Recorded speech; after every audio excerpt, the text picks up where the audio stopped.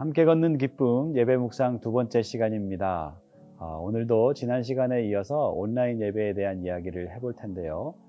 특별히 변화라는 큰 주제를 가지고 온라인 예배 시대 지혜로운 예배자의 모습에 대한 이야기를 해보려고 합니다. 옛날 어느 숲속에 숫사슴 한 마리가 살고 있었습니다. 이 숫사슴은 멋지고 큰 뿔을 가지고 있었는데요. 이게 자신의 아주 큰 자랑이었다고 합니다. 어느 날 숲속의 연못에서 물을 먹던 사슴은 연못에 비친 자기 모습을 보고 이렇게 말했습니다. 나는 참 멋지고 큰 뿔이 있어. 이 숲속에 나와 같은 뿔을 가진 다른 짐승은 없을 거야. 그런데 이 멋진 숫사슴에게도 한 가지 컴플렉스가 있었습니다. 사슴은 자기의 연약하고 빈약한 다리가 너무 마음에 들지 않았던 것이죠. 사슴은 연못에 비친 자기의 다리를 이리저리 돌려보고는 마음에 들지 않는 것처럼 이야기했습니다. 내 다리는 너무 빈약해. 그렇게 여러 가지 생각을 하고 있을 때 어디선가 인기척이 들렸습니다. 놀란 사슴이 뒤돌아보니 사냥개를 앞세우고 사냥꾼이 숲속으로 들어온 것입니다. 놀란 사슴은 잽싸게 뛰어서 위기를 모면했습니다. 숲속에 숨어서 숨을 고르고 있는데 이게 웬일인가요? 또 사냥개가 자신의 뒤를 쫓아서 달려오는 것입니다. 다시 한번 사슴은 자기의 몸을 피하기 위해서 몸을 일으켰습니다. 그리고 잽싸게 달려나가려고 하는데 뿔이 수풀에 걸리고 말았습니다. 그렇게 사슴은 안타깝게 죽음을 맞이하게 되었다는 이야기가 있습니다. 우리에게 잘 알려진 사슴의 뿔과 다리의 이야기는 그냥 하는 이야기가 아니고요. 미국 미시건 대학교의 조직 이론학자인 칼 웨이 교수님께서 강연에서 자주 인용하는 이야기입니다. 칼 웨이 교수님께서는 사슴 이야기를 해주시면서 강연의 자리에 모인 리더들에게 이렇게 질문하곤 합니다. 여러분에게는 장점이 있습니까? 사슴의 뿔과 같은 장점은 여러분에게 큰 유익이 될 수 있지만 3년, 5년, 10년 후에도 그 장점이 계속해서 여러분의 장점일 수 있을까요? 이 질문은 요즘 같은 변화가 많은 시대에 굉장히 큰 의미를 가지고 있습니다. 우리가 살아가는 환경은 매일매일 큰 변화를 마주하고 있습니다. 그런데 이 변화는 일어날수록 속도가 점점 빨라져서 우리가 살아가는 환경과 삶의 양식, 때로는 세계관까지도 한순간에 다 바꾸어 버리는 것 같습니다. 특별히 최근 온 세계가 겪고 있는 COVID-19 팬데믹과 같은 이런 큰 사건들은 이 변화에 가속도를 주고 있는데요. 그렇기 때문에 우리가 살아온 방식에도 많은 변화가 필요하게 되었습니다. COVID-19은 교회의 모습마저도 바꾸어 버렸죠. 늘 변화를 고민하고 크고 작은 변화들을 만들어 가고 있는 우리 교회의 입장에서도 COVID-19이라는 사건을 만나면서 이제는 단순히 변화를 추구하는 교회가 아니라 변화하지 않으면 안 되는 상황을 맞이하게 된 것입니다. 이런 상황에서는 이전의 강점이 더 이상 강점이 되지 않을 수 있습니다. 위기 상황이 되면 이제는 달려나가야 할 그 다리를 찾아내고 그 다리로 열심히 뛰어야 하는 상황이 된 것입니다. 이것은 비단 교회의 고민뿐만이 아닙니다. 우리 한 사람 한 사람의 신앙도 같은 도전을 맞이하고 있죠. 지금의 이 온라인의 변화를 잘 이해하지 못하면 우리는 온라인 예배를 드리면서 말씀을 듣고 끝나는 소극적인 신앙인의 모습이 되어버릴 수 있기 때문입니다. 그래서 오늘은 이 변화 속에서 우리가 온라인 예배를 드리고 있는데 어떻게 하면 이 온라인 예배 시대에 지혜로운 예배자가 될 수 있을까 하는 것들을 몇 가지를 들어서 여러분과 함께 나누어 보려고 합니다. 앞에 언급한 것과 같이 코로나 사태가 터지면서 이후에 가장 눈에 띄는 변화는 아무래도 온라인 예배로의 전환일 것입니다. 인터넷을 사용하는 시대가 된 것이죠. 인터넷은 이미 우리의 삶에 깊이 들어와 있는 것이기 때문에 사실 인터넷은 새로운 것은 아닙니다. 하지만 생각해 보면 우리 생각 속에서 인터넷은 불법 사이트와 게임 중독, 여러 우려 등을 낳으면서 부정적인 이미지를 가지고 있는 것이 사실입니다. 그래서 컴퓨터 앞에서 많은 시간을 보내지 않기 위해 시간과 거리를 정해두고 살기도 하고요. 핸드폰을 사용하지 않는 핸드폰 금식이 새로 유행하기도 했었습니다. 그런데 요즘 시대는 완전히 다른 시대가 되었습니다. 핸드폰과 컴퓨터가 우리의 필수품이 되어 버렸습니다. 핸드폰 앞에 앉을 때 그곳이 우리의 직장이 될 수 있고, 컴퓨터 앞에 앉을 때 그것이 우리의 학교가 될 수 있고, 심지어 교회가 될 수 있기 때문입니다. 예배도 컴퓨터로 드리게 되고요. 성경 공부와 순모임도 핸드폰으로 하는 시대가 되었습니다. 대부분의 신앙 활동이 컴퓨터와 핸드폰을 통해서 이루어지고 있는 것이죠. 여러분은 이 상황에 대해서 어떻게 대처하시겠습니까? 혹시 그동안 컴퓨터와 핸드폰을 멀리 하셨다면 이제는 더 이상 그것을 피할 수 없는 것이라는 것을 우리가 알아야 할 것입니다. 새로운 세상이 되었습니다. 이제는 새로운 세상의 것들을 배우고 적응하면서 지혜롭게 대처할 때가 된 것입니다. 이러한 시대에 다음의 세 가지 방법이 여러분들에게 도움이 될 수 있습니다. 잘 듣고 한번 참고해 보시면 좋겠습니다. 첫 번째는 온라인 예배를 드리다가 집중이 되지 않을 때 여러분 예배 드리는 자리에서 한번 이렇게 일어나 보시면 좋겠습니다. 온라인 예배의 가장 어려운 점은 바로 집중력입니다. 현장에서 드리는 예배가 아니라 컴퓨터나 핸드폰 앞에서 드리는 예배이기 때문에 현장에서 드리는 예배처럼 온전히 예배에 집중하기란 매우 어려운 일입니다. 그렇기 때문에 말씀을 듣거나 찬양을 하면서 은혜를 받고 그것을 기억하기도 쉽지 않은 일이 되었죠. 혹시 여러분 중에 집중력 때문에 고민되시는 분이 있다면 예배 시간에 자리에 일어나서 예배 드리는 것을 한번 생각해 보시기 바랍니다. 텍사스 A&M 유니버시티의 연구에 따르면 일어서는 것만으로도 집중력이 12%가 향상되는 효과가 있다고 합니다. 또한 평소보다 예배의 볼륨을 높이고 찬양을 따라 부르거나 설교 노트를 준비해서 설교를 필기하면서 설교를 듣는 것, 그렇게 하면 예배의 몰입도가 높아지고 온라인 상황 속에서도 더 풍성하고 은혜로운 예배에 참여할 수 있다고 합니다. 여러분 한번 시도해 보시면 좋겠습니다. 두 번째는 우리가 온라인 예배를 드리고 난 후에도 신앙인으로서 아주 좋은 기회가 될 수 있는 방법인데요. 바로 온라인 예배 후에 여러분이 시청하신 영상에 라이크와 쉐어 버튼을 누르는 것입니다. 예배를 드리고 말씀에 많은 은혜를 받으셨다면 여러분 그 영상 밑에 있는 엄지손가락에 라이크 버튼을 눌러주세요. 그리고 그 영상을 쉐어해서 다른 사람도 볼 수 있도록 하는 버튼을 눌러주세요. 온라인 세계에도 법칙이 있는데요. 많은 사람들이 찾아보고 많은 사람들이 호감을 가지고 있는 영상이 우리가 무엇을 검색할 때 위에 뜨게 됩니다. 온라인의 수많은 정보 속에서 우리가 은혜 받은 예배 영상을 사람들에게 노출시키고 사람들이 그 은혜 영상을 받아볼 수 있게 하는 방법이 바로 이 라이크와 쉐어 버튼을 누르는 것입니다. 검색 상위 노출 전략이라고 하는데요. 바로 이렇게 우리가 라이크와 쉐어 버튼을 누르는 것만으로도 다른 사람들이 우리가 보았던 은혜로운 영상들을 볼 수 있는 많은 기회를 얻게 되는 것입니다. 요즘은 밖에 나가서 전도하기가 매우 힘든 때입니다. 늘 이렇게 예전에는 다니다 보면은 마켓 앞에서 전도하시는 성도님들을 가끔 만나곤 했는데 요즘은 그런 분들이 잘 보이지 않습니다.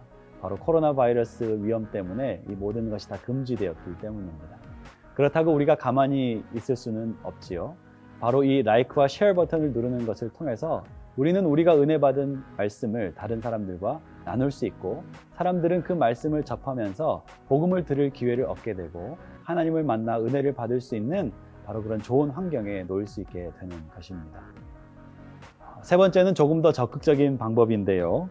은혜의 한 구절을 만들고 다른 사람과 나누어 보는 것입니다.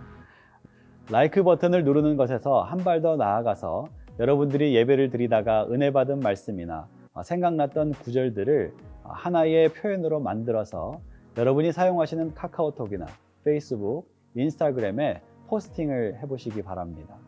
바로 옆에 있는 사람들이 나의 메시지를 받고 또 나와 함께 친구되어 있는 사람들이 나의 그 은혜 받은 말씀들을 보면서 그것을 통해서 그들도 은혜 받을 수 있는 기회를 얻게 되는 것이죠.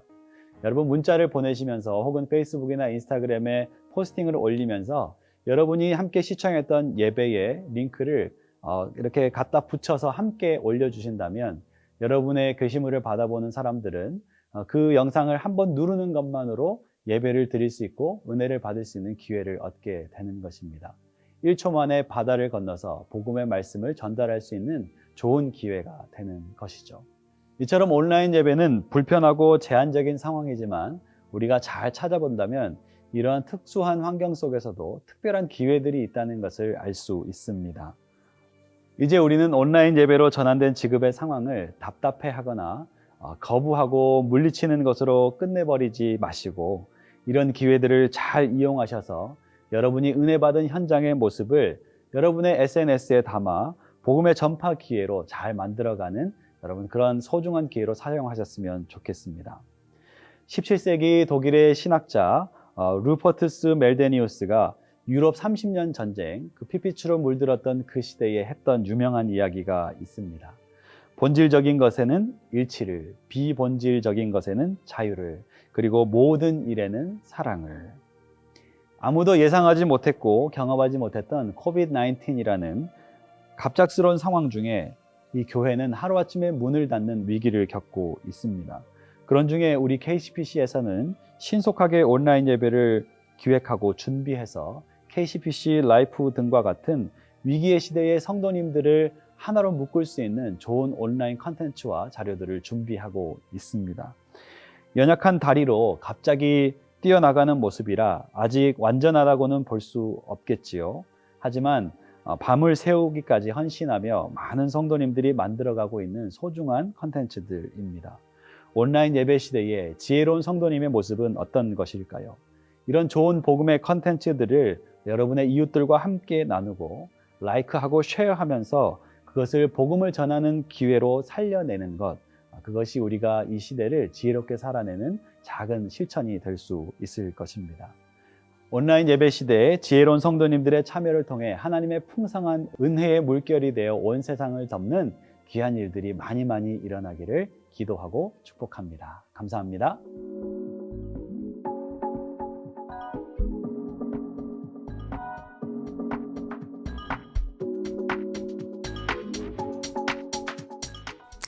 할렐루야. KCPC 라이프를 애청하시는 우리 사랑하는 성도님들 다시 만나서 반갑습니다.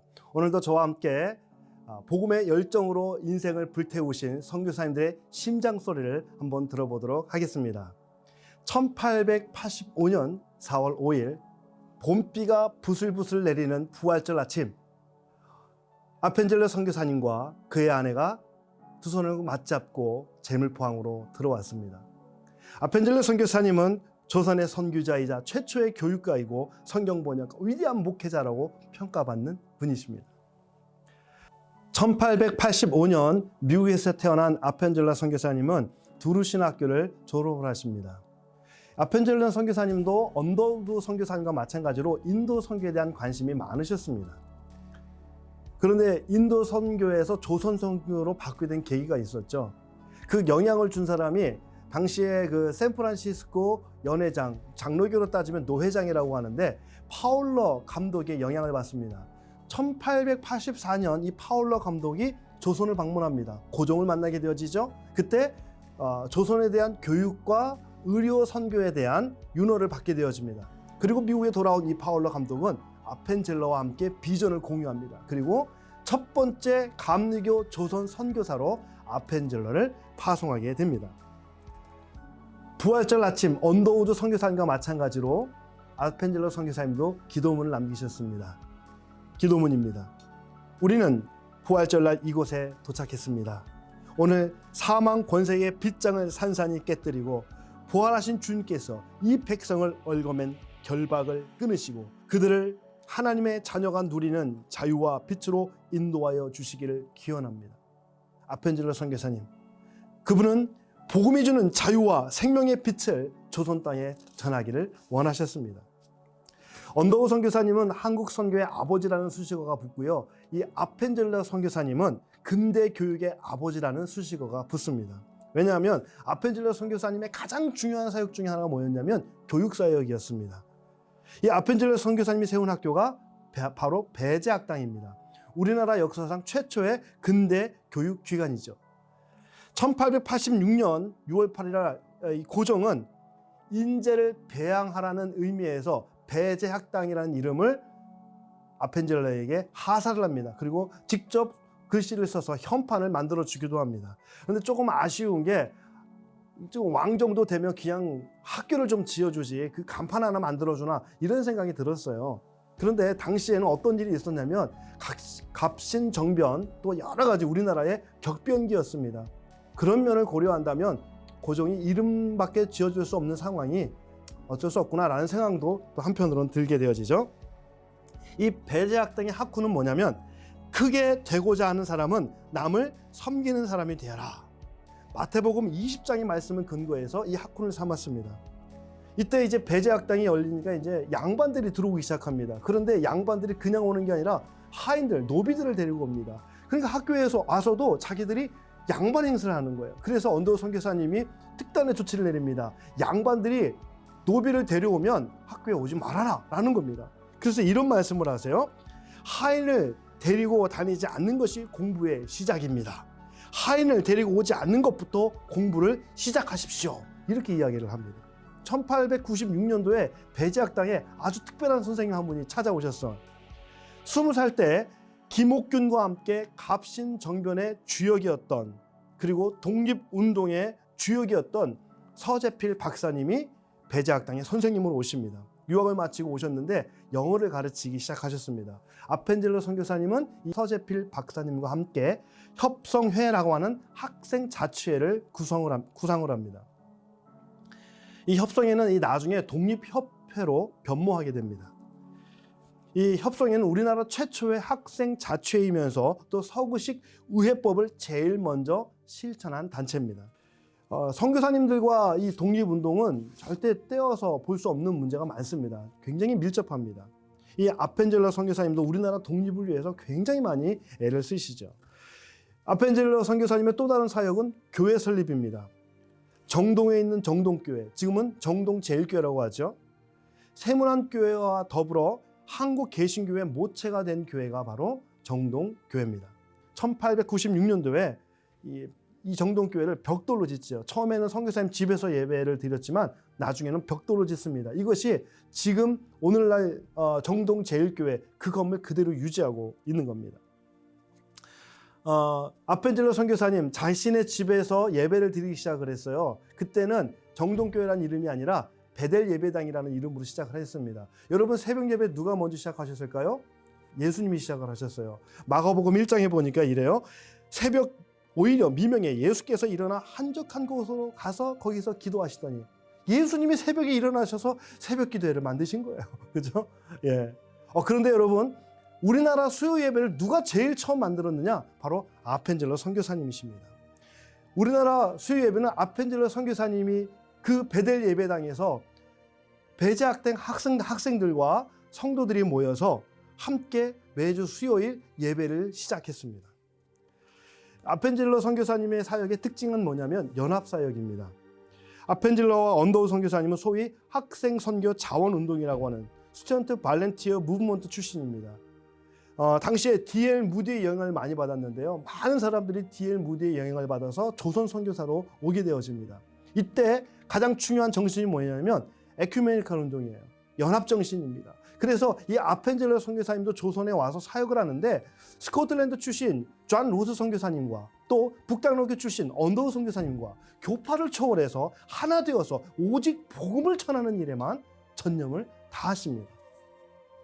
아펜젤러 선교사님은 이 선교에 있어서 혼자 모든 것을 감당하려고 하지 않았습니다. 그래서 선교지 분할 정책을 계획을 하고 있었습니다. 그래서 한반도 전역을 여행을 하고 한반도 전역을 순회하면서 전도합니다.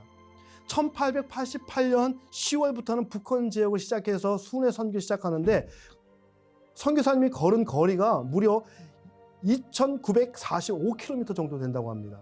선교사님의 복음에 대한 열정이 정말 대단하죠. 마지막으로 아펜젤러 선교사님의 사역 중에서 빼놓을 수 없는 사역, 바로 문서 사역입니다. 배제학당 안에 출판사를 만들었는데 산문 출판사입니다. 여기서 많은 인쇄물들이 출판되어지는데요. 학생들의 기관지인 협성회보가 발견되어지고 조선 그리스도인 회보라고 하는 교회신문, 최초의 교회신문도 발견되어지죠. 1887년도에 단독으로 우리 아펜젤러 선교사님 마가복음을 번역하십니다. 그리고 1890년도에는 우리 지난 시간에 말씀드렸던 것처럼 언더우드 선교사님과 스크랜턴 선교사님과 함께 성경 번역 위원회를 조직합니다. 1894년 우리나라 최초 근대 서점이라고 말할 수 있는 대동서시라는 서점을 종로에 오픈합니다. 이 대동서시에서는 주로 기독교 출판물들을 유통하게끔 했습니다. 굉장한 일을 하신 거죠. 성경 번역, 순회 선교, 교회 개척, 하루 24시간도 모자랄 정도로 복음을 위해서 자신을 불태웠던 선교사 아펜젤러. 그러나 그 아펜젤러 선교사님이 이 땅을 떠나는 마지막 사건이 일어납니다. 1902년 6월 11일 밤 10시 조수 또 당시 비서였던 조한규와 함께 목포에서 열리는 성경번역연구위원회에 참석하고자 배를 탔습니다. 이 배는 군산 앞바다에서 일본 선박과 충돌하게 되었습니다. 배는 가라앉게 되어졌고 뱃속에 가라앉는 조수 조한규를 구하기 위해서 또 당시에 정신여학교 학생을 구하기 위해서 이 언더우 선교사님이 바다에 뛰어듭니다. 뱃속으로 뛰어듭니다. 그러나 그것이 선교사님의 마지막이었습니다. 여러분 양화진에 가면 아펜젤러 선교사님의 묘비가 있습니다. 그런데 그 안에는 사실은 시신이 없습니다. 묘비만 있는 거예요. 기념비죠. 시신은 군산 앞바다에 있습니다. 그의 나이 40세였습니다. 181파운드의 몸무게로 오셨던 선교사님은 군산 앞바다에 자신을 내어 던질 때 131파운드의 몸무게였습니다. 복음을 위해서 온 몸을 던진 분이 바로 아펜젤러 선교사님이셨습니다. 그의 선교의 열정은 언더우드 선교사님과 마찬가지로 자손 대대로 이어집니다. 장남은 배재학교 교장으로, 장녀는 이화학당 교장으로 봉직하다가 이 땅에 묻혔고 또한 막내도 이화학당의 교수로 헌신을 하게 되어집니다. 오늘은 한 알의 썩어진 미랄이 된 교육선교의 아버지 아펜젤러에 대해서 이야기를 나눴습니다. 여러분, 예수님은 우리의 구원을 위해서 십자가에서 물과 피를 아낌없이 쏟아내어 주신 한 알의 미랄이 되어 주셨습니다.